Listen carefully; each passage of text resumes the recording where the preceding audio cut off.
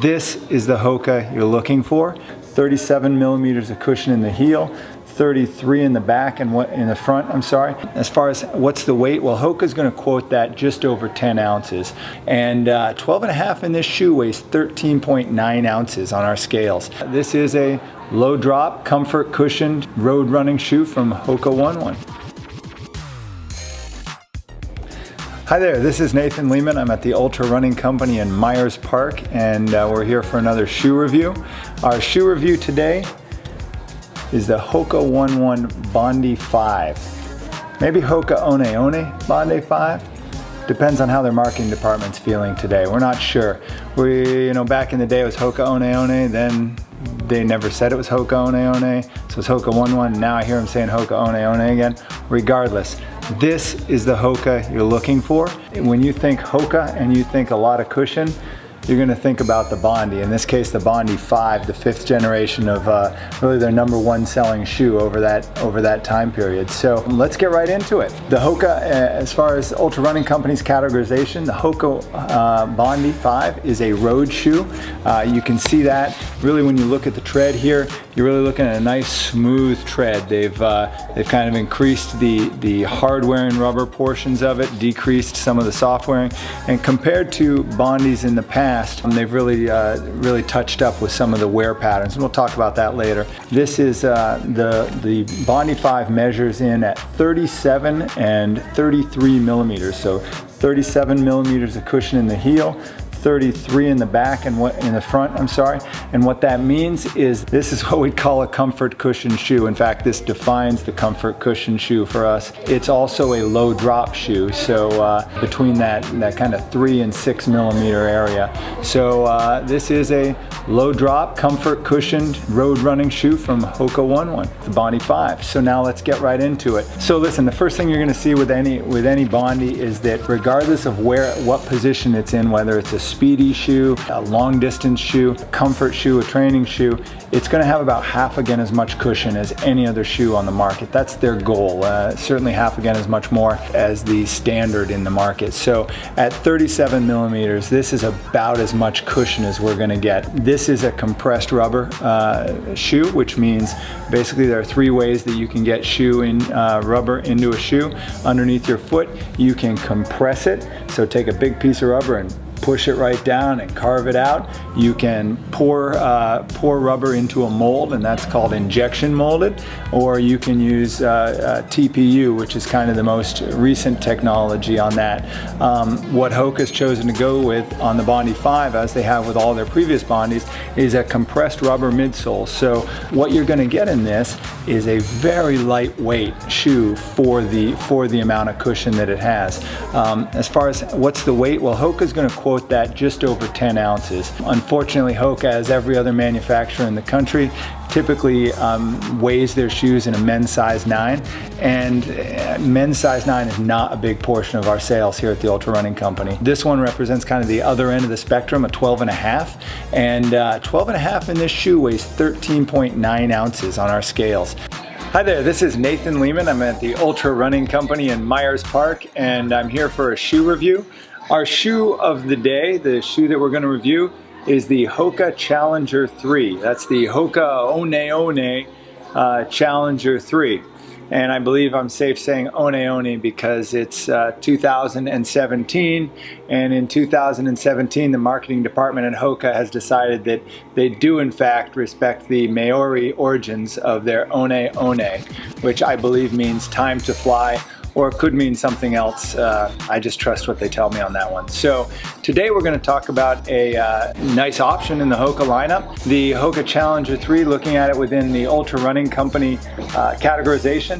The Challenger 3 is a mixed-use shoe, so it can be used on road, certainly on dirt roads, that type of thing, aggregate roads, anything kind of flat but a little janky, janky being a technical term. You can use this on that. You can also use this on trails. So I wouldn't use it on your most technical trails if you're in with a bunch of rocks and really heavy spiky stuff. This is probably not the shoe for you, but if you're really running from your house on the road to a trail and then running on the trail, a mixed-use shoe might be perfect for you. The Hoka Challenger ATR 3 has 31 millimeters of cushion in the heel and 26 millimeters of cushion in the forefoot, which means that it has a 5 millimeter drop.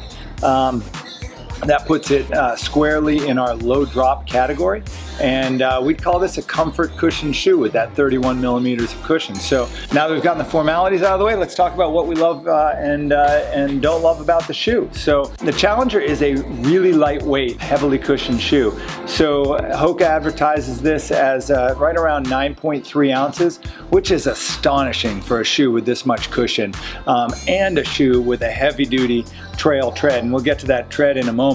But 9.3 ounces is amazing for that. Unfortunately, as we say with all of our reviews, that 9.3 ounces is based on a men's size 9, which isn't typically the size shoe that we're selling here at the Ultra Running Company, and probably isn't the size shoe that you're wearing. The one that I have in my hand is a size 12 and a half, so kind of the other end of the spectrum. And in a size 12 and a half, this is 11.3 ounces. So again, really lightweight, but comparatively it falls definitely on the lower end of our spectrum. So for a substantial size foot, you're looking at 11.3 ounces. Stock size foot, you're looking at 9.3. So under the 10-ounce barrier as far as marketing goes. But what I can tell you is this shoe looks light, feels light, and will definitely not slow you down. So with that kind of weight, when are you going to use this shoe? I would say you'll use this shoe on any trail run that you're doing. You get out on the trails for a few miles, you can certainly use this. It's light enough. If you're looking for something super technical, so when I say technical, I mean roots and rocks coming up everywhere, you may want to, at higher speeds, think about something with a lower cushion on it that gives you a little bit more feel for the ground. Typically you'll use that feel to place your foot better, and at high speed, something like the Challenger with its very soft cushion may not give you quite the responsiveness that you're looking for. But at normal speeds and on any type of light trail, kind of buffed out terrain, this is going to be a fantastic shoe. So the sole on the Challenger is made of a compressed rubber, which means that they've taken a big old piece of rubber, kind of squished it down mechanically, and then carved it out to make this nice design on it. What that means is that it's lightweight. We talked about that, 9.3 to 11.3 ounces, and also kind of falls in that pillowy category. So again, if you're looking to get impact and feel from the ground and really use your proprioception, this is probably not the shoe for you. If you're looking to get some protection from the ground, maybe go a little bit further, I'd say this shoe, if I were to choose it for a race condition, I'd probably choose this for anything from a half marathon and up. I've run as far as 100 miles in the shoe and been really, really comfortable throughout. So it does give you that nice margin for error that you're not going to get with a shoe that doesn't have this much cushion. Moving on to the tread, you can see that the tread on the Challenger 3 is an aggressive tread. I think it's 4 to 5 millimeters. I'd look up the specs, but frankly, I don't care, and I can't tell the difference between 4 and 5 millimeters in tread lug design. The reason for that is if you're on aggressive terrain, you're going to tear them down. If you're on light terrain, you're going to buff them down. And what I can tell you is this gives you really nice traction in all but the muddiest conditions. What you'll see here is all of the black that you see has basically remained unchanged throughout the life of the Challenger line. So the Challenger 1, 2, and 3 all had very similar designs and very similar lug patterns. So if you ran in those shoes and you liked the grip on those shoes, this will be a great shoe for you as well. If you didn't run in those, you can run on really any surface, leaves, gravel, dirt, or road, and know that this is going to be pretty comfortable for you. Now, the reason it works on the road is that because it's got a relatively high void to lug ratio, the actual lugs are sitting up here and they give you a nice flat surface that you can land on. You don't get a lot of wobbling because they're not that deep that you'd wobble around. So that's that. It gives you a nice bevel if you do land on your heel. Of course, we always encourage people to land with their whole foot and disperse that impact over the whole foot. But if you are landing on your heel, you're going to get a nice bevel here, be able to rotate right to the front. If you are trying to get high mileage out of the shoe, frankly, this is not Hoka's highest mileage trail shoe, But as a Hoka, it's going to last probably longer than your benchmark shoe. We always like to say Hokas are going to last about half again as long as any other shoe on the market for a couple of reasons. One is a pretty liberal use of high scrub rubber on them, and second is when you have this much cushion, it just takes longer for that cushion to compress. So if you get 400 miles on a shoe, maybe you get 600 with the Challenger. Now, with that said, all of that's garbage when you have a trail shoe. Typically, the reason you're taking a trail shoe out of commission is because you've destroyed the upper, or you've really just ripped the lugs out to the point that they're no longer effective. So very few trail shoes are going to get taken out of service because you've run through the tread on them. So take what I say there about the lifespan of a shoe like this with a grain of salt. Typically, this is on the trail. This shoe's going to last really well if you're on lighter trails. It's going to get beat up if you're on those tougher trails. We had someone go out the other day and run Grindstone in it.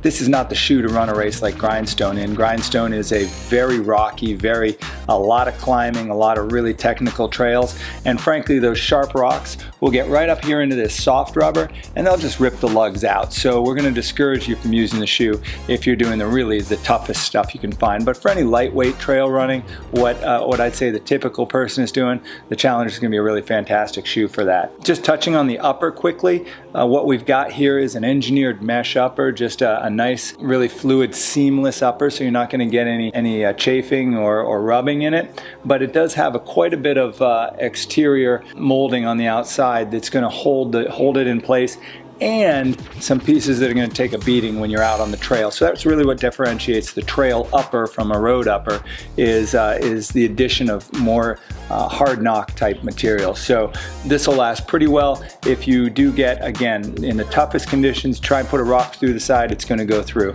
So just be aware of that. Nice, comfortable tongue. The big difference for those of you that have run in the Challenger before, the big difference with the Challenger 3 is just going to be a wider forefoot area. So for my personal foot, loved running in the Challenger 1s and 2s and actually used it as a race shoe for a lot of different events.